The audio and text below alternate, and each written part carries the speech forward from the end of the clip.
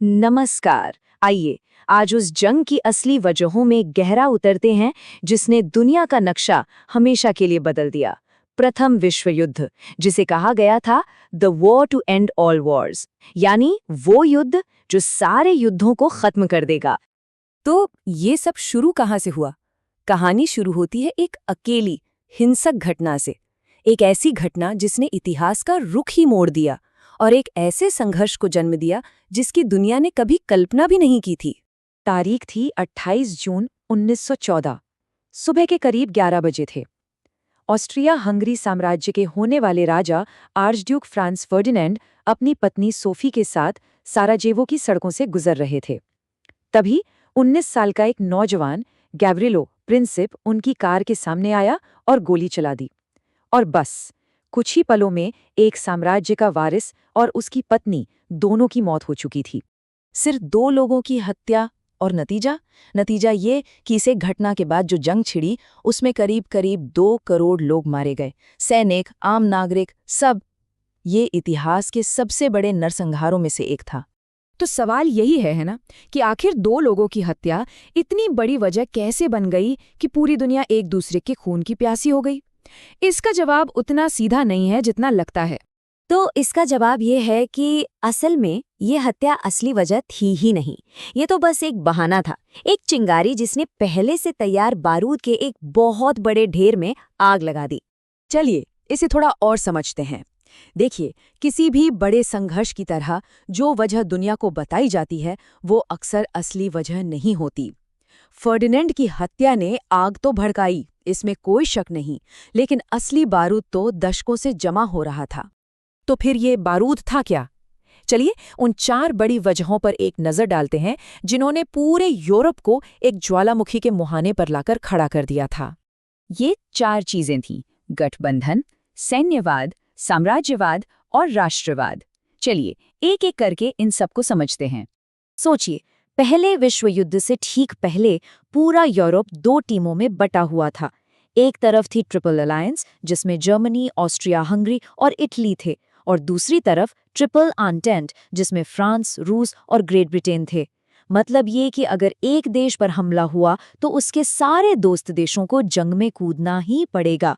शांति के नाम पर एक तरह का जाल बिछा हुआ था। और सिर्फ यही नहीं, उस दौर में सैन्यवाद का भूत सबके सर पर चढ़कर बोल रहा था। हर बड़ा देश दूसरे से ज्यादा ताकतवर हथियार बनाना चाहता था।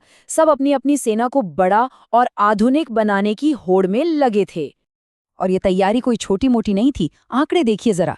जर्मनी के पास 34 लाख रिजर्व सैनिक थे तो रूस के पास 40 लाख।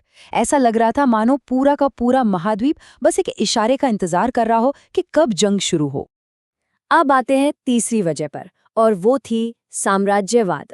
यूरोपीय देश अफ्रीका और एशिया में ज्यादा से ज्यादा जमीन और संसाधन कब्जा करने की होड़ में थे। अंदाजा लगाइए, उस समय दुनिया की 25% जमीन पर सिर्फ ब्रिटिश साम्राज्य का कब्जा था। इस होड़ ने देशों के बीच दुश्मनी को और गहरा कर दिया। और आखिर में राष्ट्रवाद, इसका सबसे खतरनाक रूप बाल्कन इलाके में देखने को मिल रहा था। उसे यूं ही नहीं, यूरोप का पाउडर केक यानी बारूद का ढेर कहा जाता था। एक चिंगारी और सब खत्म। देखिए, यहाँ एक आंदोलन चल रहा था, पैन स्लैविज्म। इसका मतलब ये था कि बाल्कन में जो स्लैविक लोग थे, जैसे सर्बिया के लोग, वो ऑस्ट्रिया हंगरी से आज़ादी चाहते थे। और रूस, जो खुद को इन स्लैब लोगों का बड़ा भाई मानता था, वो इस आग को और हवा दे रहा था। बस इसी वजह से रूस और ऑस्ट्रिया हंगरी आमने सामने आ गए। तो अब तस्वीर साफ हो रही है ना? बारूद तैयार था, गठबंधन, सैन्यवाद, साम्राज्यवाद और राष्ट्रवाद। अब बस एक चिंगारी की देर थी। चलिए देखते हैं कि 1914 की उस एक चिंगारी ने इस पूरे ढेर में आग कैसे लगाई। ये सब कुछ एक डोमिनो इफेक्ट की तरह हुआ।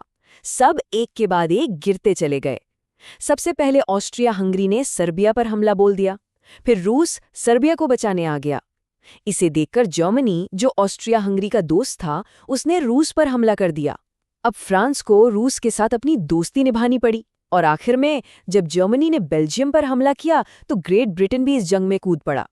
देखते ही देखते कुछ ही हफ्तों में पूरा यूरोप आग की लपटों में था। तो शुरुआत तो हमने देख ली, पर इस जंग का अंत, वो इसकी शुरुआत से भी ज्यादा विनाशकारी था। 4 साल की इस तबाही ने दुनिया को हमेशा के लिए बदल कर रख दिया। आर्थिक तबाही का तो अंदाजा लगाना ही मुश्किल है। जर्मनी और ग्रेट ब्रिटेन जैसे देशों ने अपनी पूरी अर्थव्यवस्था का 60% हिस्सा सिर्फ और सिर्फ युद्ध में झोंक दिया। और इसका नतीजा क्या हुआ? जाहिर है, युद्ध के बाद भयंकर महंगाई और आर्थिक बर्बादी। लेकिन पैसों से भी बड़ी कीमत इंसानी जानों की थी। लाखों नौजवान मारे गए, जन्मदर इतनी गिर गई कि कई देशों की आबादी कम हो गई, अनगिनत लोगों ने अपनी जमीनें खो दी और पूरी दुनिया में शरणार्थियों का एक संकट खड़ा हो गया। समाज का ताना बाना ही उधड़ गया था।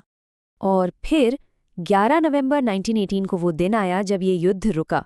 लड़ाई तो खत्म हो गई, लेकिन जो शांति आई वो बहुत ही कमजोर थी, एक टूटे हुए शीशे की तरह। और इत्तेफाक देखिए, ठीक 5 साल बाद उसी 28 जून की तारीख को वर्साई की संधि पर दस्तखत हुए। कहा गया कि ये संधि दुनिया को एक और विश्व युद्ध से बचाएगी, लेकिन हम सब जानते हैं कि ये कोशिश पूरी तरह नाकाम रही। बस 2 दशक बाद ही दुनिया ने एक और, उससे भी भयानक महायुद्ध देखा। पर ऐसा हुआ क्यों? ये संधि स्थायी शांति लाने में क्यों नाकाम रही? ये एक ऐसा सवाल है जो आज भी हमें सोचने पर मजबूर करता है।